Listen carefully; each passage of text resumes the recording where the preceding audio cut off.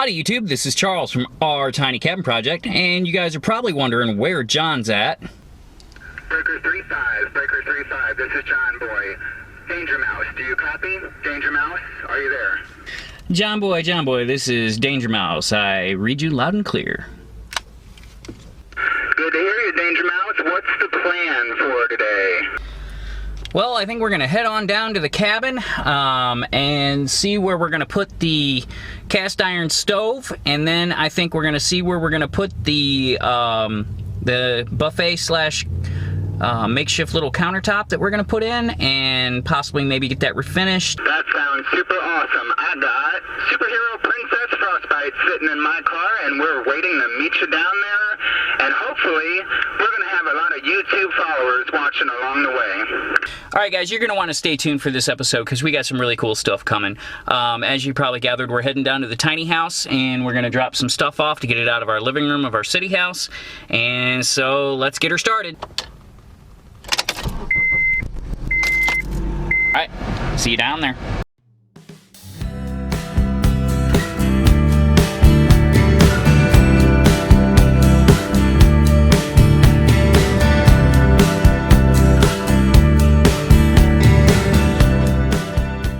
Alright guys, this is one of the beauties of having a cabin. We're at the cabin now. That, my friends,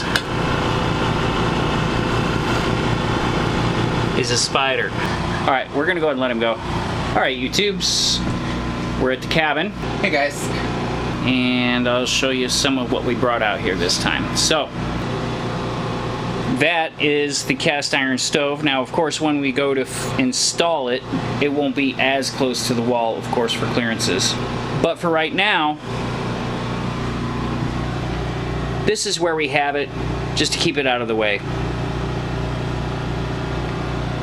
You can see a nice size comparison between the Dickinson Marine stove and the new stove. Quite a bit different. It'll take logs a little bit bigger than what went in the Dickinson. However, we can really fill it up, and we won't have to worry about the cast iron really overheating, and we're also planning on using double wall pipe to help reduce clearances. When we go through the roof, it won't be as big of an issue. So what we're going to end up doing, we're going to move this insulation here over here. Take the Dickinson out. We're gonna patch that with some flashing on the outside, liquid nail the shit out of it, and seal it. And then we're probably gonna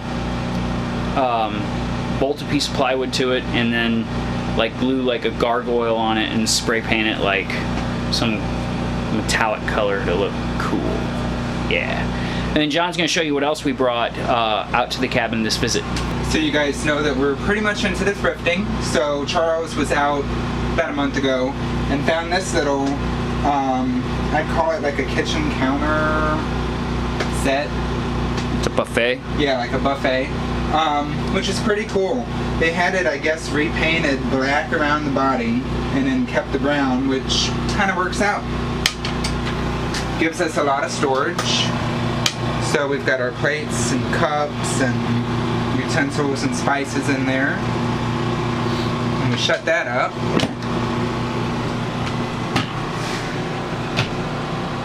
And we got plenty of storage underneath for any kind of like snacks and food and like extra battery pack, electronic kind of stuff. So a lot of stuff is changing, but it's working out pretty well, I think.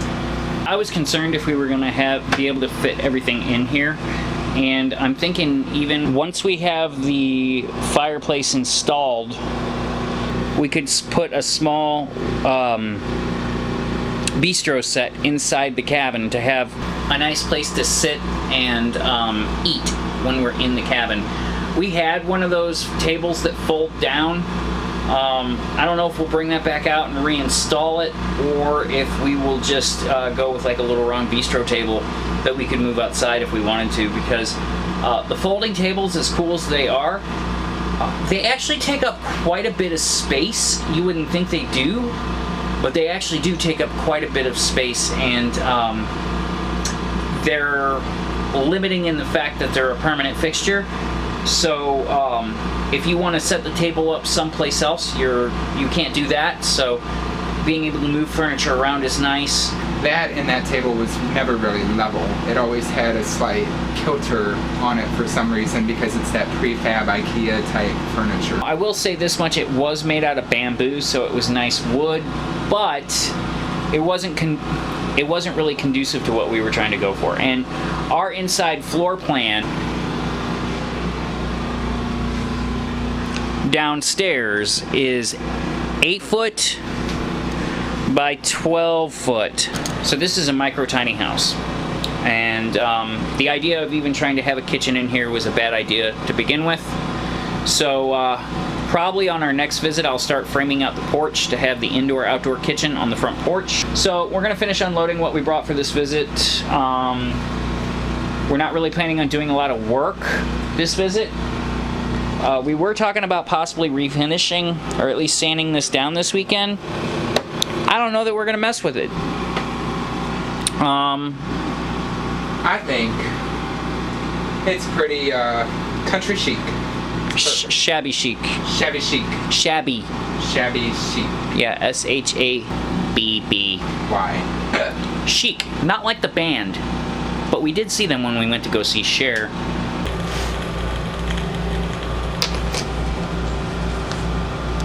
John and I tested the sideband radios, and they easily communicate from the cabin to town, so that's good news. So I think when we do install a CB permanently into the cabin,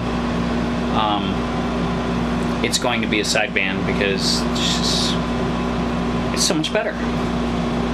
A 12-watt sideband radio seems to be proving much better than a little handheld ham radio.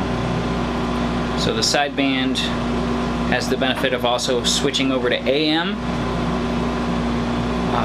Granted, you're limited to 4 watts, but we all know that, you know, antenna and liner amps and stuff like that can be used if needed.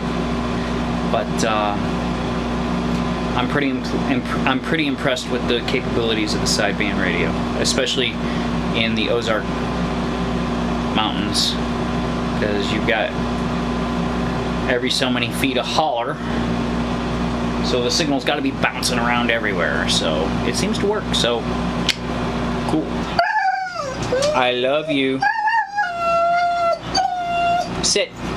Say I love you.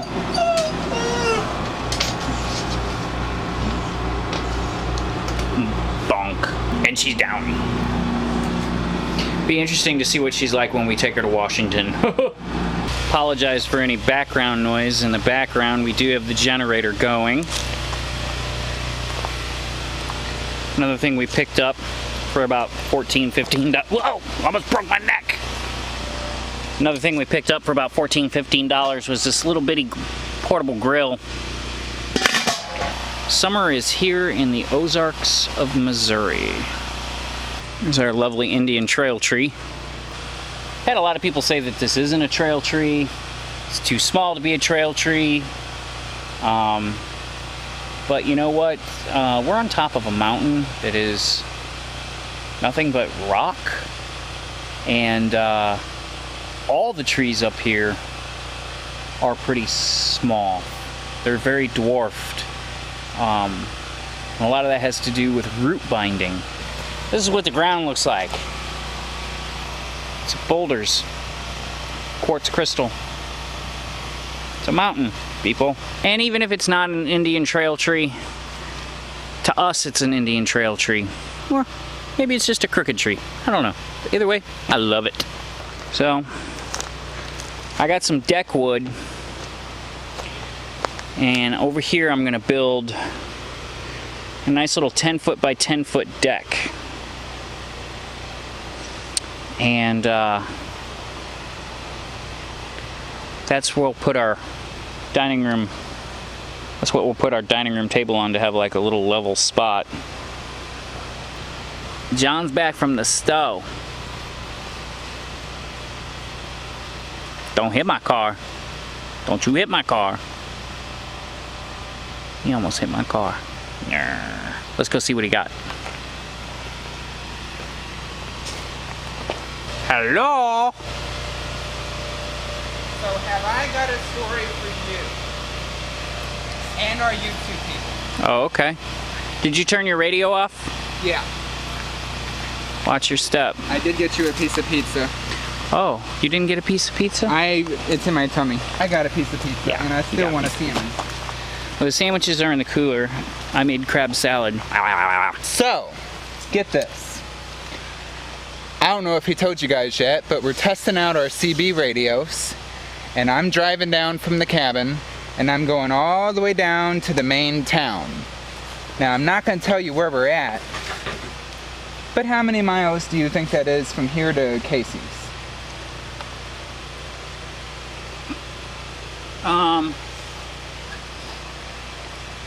It's quite a way. I'm gonna say at least 6-7 miles. 6 or 7 miles. So it's doing pretty good, right? So I get all the way to Casey's parking lot. I'm shocked. I'm hearing him. He's hearing me. And I pull up, and all of a sudden, he's sounding like Minnie Mouse on my CB radio, and I can't make out what he's saying. Like, me, me, me, me, me, me, me. So I'm talking, and I'm like, well, I can't really hear you. I'm gonna get the sodas. I'm gonna get this. I'm gonna let you go. The store clerk guy comes out with his hands like this, and it's like, what's up? As I'm getting out of my car. And I'm like, I don't know, what's up? Am I gonna have to whoop some ass? And he's like, well, you're kind of picking up on the radio inside. He shows me they have this wireless radio that connects to all of the gas pumps, where when you press for help, it comes through their radio. I was coming through the radio, and you were coming through the radio. And he couldn't really make out what we were saying, but he knew it was me because he saw the whip on my car, and he saw me on the thing. So he was actually wondering if I needed some help or something. But I've never had that happen before, where the CB picks up through another radio. That's interesting. I've heard that can happen. Probably because we were on sideband and pushing 12 watts. I was kind of disappointed when it wasn't like the AM FM radio though. That's what I was hoping he was talking about. I'm like, that would be cool. But yeah, that was my trip down to Casey's. Which, if you guys don't know, Casey's got the best damn pizza out of any gas station pizza you could have. Casey's is the bomb. The best. It's so good they don't have a real pizza place down here. Everybody goes to Casey's. You can actually call in and put your order in. They probably do more pizza business than gas. I don't know. I don't think they deliver. Yep. How do you feel now that we're at the tiny house? I feel like my anxiety has gone from an 8 to a 2 instantly. See, Jon and I have pretty stressful jobs. So it's really nice to be able to come down here even though it is kind of a drive. Just even chilling outside of the tiny house in a hammock is so incredibly relaxing. Like, gives you the energy charge you need to get through the rest of the week. Got my hammock set up over there. I think I'm about to go kick back for a little bit and relax. Catch you guys later. But not the kind of later I say when the video's all done, because that's 2 fingers and it's catch you later. But I'll see you guys later, like as in a little bit further down in this video. In reality, in half a second. Hey guys, it's morning. We had a heck of a storm come through last night. Springtime in Missouri can be kind of volatile. You know, we are in Tornado Alley. Unfortunately, our hammocks got drenched. They should dry out pretty quickly though. One thing that's nice is after a storm in the morning, the forest has got this damp, brisk air. It's really refreshing. And I think the birds and all the animals are just a little more active because the moisture on the ground provides a little bit of stealth for the footsteps, and as well as for the birds loosens up the soil to make easy access for a nice wholesome meal. Coffee. No spiders! That would suck. John's over there doing something. It looks like he might be cooking. Let's go see what he's doing.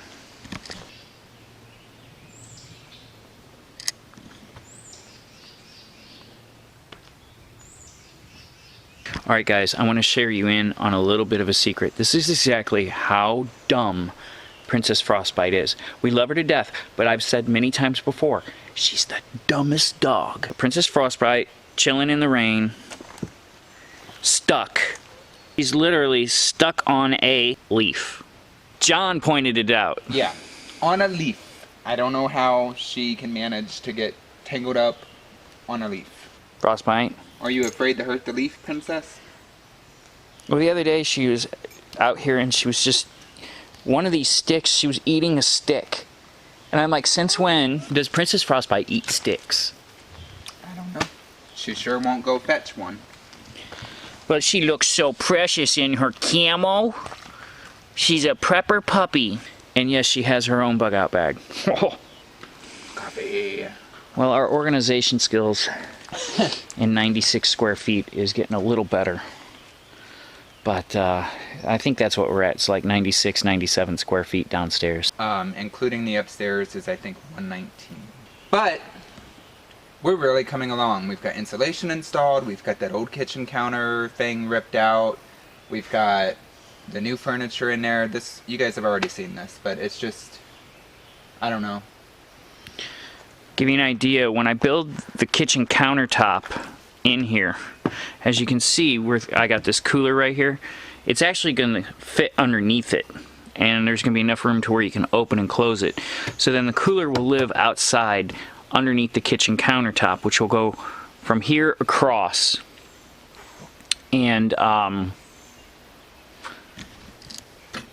have our butane cooker on it, so we don't have to worry about any kind of ventilation. That, guys, is a Lone Star tick. See the white dot on his back? That's like the 4th or 5th one I pulled off me.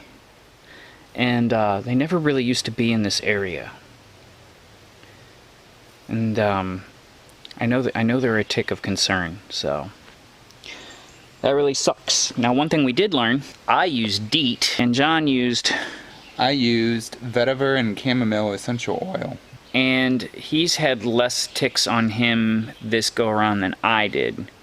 Now, I'm also going to say that this past hunting season for cover scent, I rubbed my entire body down with Atlas cedarwood essential oil, and I had no ticks on me the entire deer season.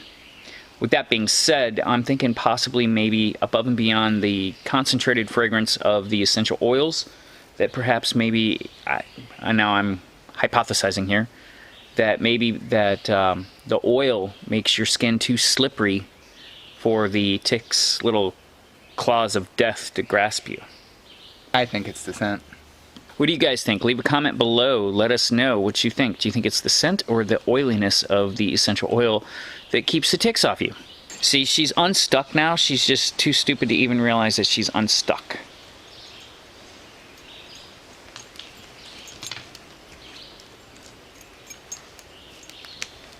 Stretch.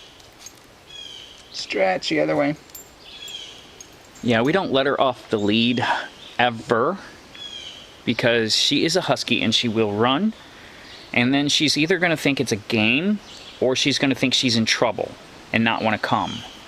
So it's best we just leave her on the lead. And since, you know, there is so much open wilderness here that if she were to get lost, there's a good probability that we'd never find her.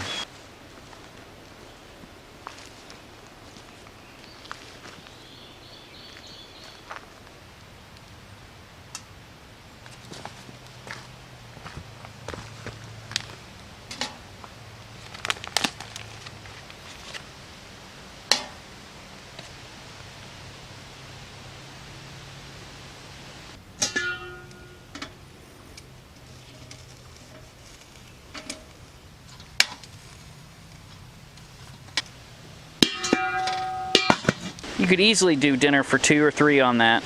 A couple steaks, some chicken. Because, I mean, look, there's 2, 4 or 5 brats, and there's still room on there. So, and those are deli brats. They're not the little packaged Johnsonville teeny weeny weenies. You know, nobody likes a teeny weenie. All right, YouTube. All right, YouTube, that's about the end of our trip. Let's go ahead and take a quick little rundown of what we got done. We went ahead and got the air conditioner installed and bolted into the window. And a nice security feature, bolt a little L bracket up at the top of your window when you have window units installed, so that way thieves can't push the window unit in and open your window. That way it helps with a little bit of break-in and a little bit of theft deterrent. Either they're, you know, from them stealing your air conditioner or trying to gain access to your property. Other thing we got done is we got our cabinet out here. We brought our wood stove, our new wood stove out. We brought the new barbecue grill out. We ran into a bit of a problem last night when the storm happened. I noticed our old chimney flue started leaking. And I don't think it's been leaking long, but it had been leaking. It's a good thing we came out here this weekend and I discovered that. So as a temp fix, I sent Jon into town and he bought some RV silicone sealant, and we just sealed around it just to prevent water from coming in until the next time we can get out here. Doesn't matter because we're pulling this out this fall and taking this to Washington, because this is going to be the new furnace for Larry's Micro Tiny House and Adventures of Larry Land out in Washington in the Seattle area. We're going to drive out there and stay for a week in his he's got a little cabin similar to ours on his property next to his Micro Tiny House, and we're going to get together and maybe film a collaborative or 2 or 3 or 4, and we might stay in tiny houses on the way out there. So subscribe now. There's some cool content coming this fall. It's going to get real, and we're going to have a lot of videos from this trip because we'll be stopping and staying in Colorado and possibly Oregon.